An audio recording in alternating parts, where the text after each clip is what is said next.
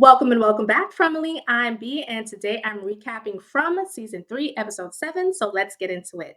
We pick up exactly where we left off with Fatima, Ellis, Boyd, Kristi, and Mari in the clinic. Fatima has finally told them that she's been craving garbage. I don't think she's told them that she was licking up, blood like barbecue sauce. But she did tell them that she's been eating garbage, and Kristi is thinking that this might be a psychosomatic pregnancy, which she says is rare. Marielle is being comforting and empathetic to Fatima, but Fatima's really upset, so she is not trying to hear none of that. She doesn't want any help from Ellis, and when he tries to give her water, she smashes the glass of water, and she is letting Ellis have it. So she storms out of the clinic, and Kristi's like, Boyd, you should have told me about this before the ultrasound. And I agree with Kristi, but not necessarily that Boyd should have told her. I think Fatima or Ellis should have told her or Marielle. And that's the ongoing issue in this town is that these damn people don't communicate with each other. I know I sound like a broken record every week, but they would get further if they communicated with each other. Anyway, Kristi is frustrated and she's probably feeling helpless, so she's taking it all out on Boyd. And Boyd is like, "Figure something out and do your effing job." And I was just like, "Whoa, wait a minute, Boyd. We don't need to be getting at Kristi like that." I understand his frustration because she's yelling and raising her voice at him, but I don't think he should have yelled at her to do her job. She's doing the best that she can do with what little that she's got. And also, wasn't Kristi a third-year medical student before she got to town? So she's not even an actual doctor, and all the weight of the town's medical issues is on her shoulders. And that's a lot of pressure. Marielle is a nurse who probably has more medical experience than her anyway. And they didn't mention how long she's been a nurse, but if she worked in pediatric nursing, she must have some years of experience under her belt.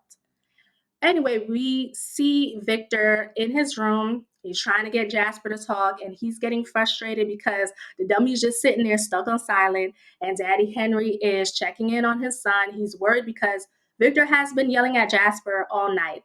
And Henry had me cracking up because he keeps saying, "It's a doll." And I'm like, "Sir, you're in a place that has monsters that look like humans that rips out your innards. So what if it's a doll? But I'm wondering, do y'all think that Jasper can really talk? Initially, I thought Jasper could legitimately talk and it was one of the entities talking through him. But I've heard some people say that it was probably just Christopher being a ventriloquist and Victor misinterpreted this because he was a child under stress. But that better not be the case because I'm gonna be mad. Jasper better know how to talk on his own. So we see Elgin and he's made something for Fatima to cheer her up. And I'm like, "Oh, you sweet summer child. Elgin, baby, Fatima does not want that. Okay. She is too busy turning into a monster." And then the Polaroid is taking pictures by itself. So it's haunted. And Elgin sees something weird. But of course, they don't show us what it is until later on in the episode. So upstairs, Mari is starting an IV for Fatima. Again, she's being supportive, but Fatima, she's just not feeling it. And we learn that Marielle still feels the bugs crawling around inside of her and tells her that it's just fear and it can only break her if she allows it. Or Mari, there's something to those nasty bugs that are crawling around inside of you, and you're just ignoring it because you are afraid. So Fatima's over it. She doesn't think anyone is listening to her. She said something important. She said, "If the baby isn't real, that means it's me." And that could mean one, she is turning into a monster like most of us have been suspecting, or two, she's actually having a mental health crisis. So this Fromville is getting to her and it's messing with her mind. And then we see Boyd informing Donna of what's going on with Fatima. And I was like, thank goodness, communication. But Boyd wants this information to stay between him and Donna. And I kind of understand why. The people in town they may react in a way that can, escalate the situation or make it everything worse. So I can see why he kind of wants to keep it between them for now. Now, Donna does not want Fatima and Ellis to stay at Colony House anymore, and I don't blame her. Fatima is a danger to everyone, as we see at the end of the episode. Boyd gets it. He doesn't like it, but he gets it. And I mentioned this before, but I absolutely love Boyd and Donna's scenes. They are really good together. They have a really good chemistry when we see them in scenes together. So I always love to see when their scenes together pop up. Oh, so now we got to see Jim. And he's at the lake gathering more of the food. And the extra mentions that whatever is walking around outside at night does not sound like the monsters in town. And this was mentioned before by Kenny. Tabitha and Jade and Ethan walk on the scene. And of course, the aggression is starting to build with Jim. And I'm just like, sir, calm your ass down. Now, people have been shipping Tabitha and Jade, and I've been seeing the chemistry. I don't think the show writers are going to create a romance between them, but I just like seeing Tabitha and Jade together. They go really well together. Back in town, Julie goes to the clinic. She's going to spend the night in the clinic because, of course, both of her parents are not around. And she runs into Randall, and he's being standoffish, per usual. And Julie mentions that they got high together on the bus, and I'm just like, wait a minute, wait a damn minute. I don't like that. Julie is a teenager and this is a grown man. Why are they getting high together? Now, I know that Julie got high with Elgin, but I think that Elgin is in the same age group as Julie, so that's fine. But Julie wants to tag along with Randall on his walk, and I guess she feels a connection to him. If Julie's parents were around long enough, maybe he could get permission to talk to her about what she's experiencing since they've experienced the same thing, but I don't like them just hanging out like that together. In the next scene, we find out the picture that Elgin saw was of the cellar. He goes exploring in the cellar by himself, of course. He doesn't tell anybody, doesn't share this information with anybody. Cool, cool. And the cellar looks different to me. Does it appear different to different people, or is this a different cellar? I'm not sure. Anyway, Elgin hears knocking from the inside and he opens the door. Next, we see Acosta is walking around the grave area and then she goes into the diner where Kenny is. And she's asking all these questions, which is understandable, which is normal. And she wants to know why no one is asking these questions. And Kenny's like, baby girl, we've all asked these questions. Have some tea. And then back to the lake settlement. So here's Jim doubting Tabitha's dream, of course. And I'm just like, sir, we're stuck in a weird town with monsters. Your baby son has been calling you and your family. Why is it so hard for you to believe your wife dreamed of this place before getting here? And that is the least weird thing out of all of this to me is her dreaming about this place. So we get back to Julie and Randall. Julie is talking Randall's ear off in the forest, and he ain't paying her no mind. She tells him that she never even got her learner's permit because everything that happened with Thomas, and then they got stuck in Fromville. So that caught Randall's attention, and he's going to teach her how to drive, as we're going to see in a later scene. Back at the diner, Kenny is like, baby girl, we've been where you are now. We've asked all those questions. We've come up with all those theories, but at the end of the day, you have to either adapt or lose your mind. And Acosta's not trying to hear that. She's like, I'm going to figure this out. She's mad at Boyd and she wants her gun back. And I'm just like, what the hell is a gun gonna do for you? You saw that it had no impact on the monsters.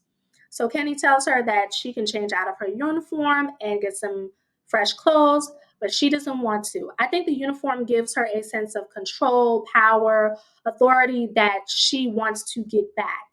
And I hollered when the radio turned on and played Ooh Child. Ooh, child, things are gonna get easier. Ooh, child, things will get brighter. Fromville is a hot mess. So back to Elgin and the cellar. He opens the room where he hears a knocking and he finds a raggedy bed and a corpse. And he also sees the kimono lady and he asks her if this is really where it happens. And I'm like, where what happens? I want to know. Please let us know before episode 10. Thanks. And Victor storms over to Sarah's house and she's like, hi. And Victor wants to go into the basement because he thinks that'll make Jasper talk. And Sarah's like, okay. And Boyd gets back to the police station and it's been ransacked by Acosta. And why do these writers keep adding these annoying ass characters to the show? Acosta was really getting on my damn nerves. She's getting on my friggin' nerves this episode. She's yelling about she wants her gun back, talking about she's a real officer. And not here, not here. You ain't a real officer here, girl. And I'm just like, if you don't calm yourself down, calm your behind down. This is a middle aged man with military experience, and you just got out of the academy. So when she walked up on Boyd, I wanted to reach through the TV and smack her. I wanted Boyd to get one of the women to jump her. It's too bad that Fatima is busy turning into a monster and losing her mind because he could have got Fatima to jump her. And I'm sorry. I'm sorry. But Acosta was really pissing me off this episode. So back at the lake settlement, Jade is thinking that maybe everything was predestined. Tabitha was predestined to be there. But the question is why? To save the children? And this reminded me of the show Heroes. Does anyone remember that show? And the tagline was save the cheerleader, save the world. So maybe it's the same thing with Tabitha. Saving the children is the way to save everyone from Fromville. At Colony House, Tilly is giving Ellis support, and then we see Fatima in bed, freaking out. It looks like her stomach is getting sucked in, and all we can see is her ribs, and that scene really grossed me out. And like I mentioned before, Randall is teaching Julie how to drive. He takes the emergency van, and while driving, he starts to see the cicadas again. And this causes him to run out of the van and into the forest, and Julie runs after him. Meanwhile, Ellis is stealing psychotropic medications for Fatima, and he and Kristi are in a yelling match, and Boyd breaks it up, and Boyd has to comfort Ellis. And they may need to take Fatima down like they did Abby. There's a reason that they keep mentioning Abby in this episode. So I think that that might be some foreshadowing to what is going to happen with Fatima. So back to Randall and Julie, they come across the ruins where Boyd was when he met the old man and he got the worms. And Julie feels something. I guess she feels a pull towards the place, which makes sense because she was there before. So Fatima is back in the greenhouse and is fighting the urge to eat the rotten food. She's in pain. And that's when Tilly comes in and tries to help her. But then Fatima gets really angry and she stabs Tilly in the heart. Now, initially, I thought that Fatima was hallucinating, stabbing Tilly, but then Ellis walked in. So it seems like this might be real.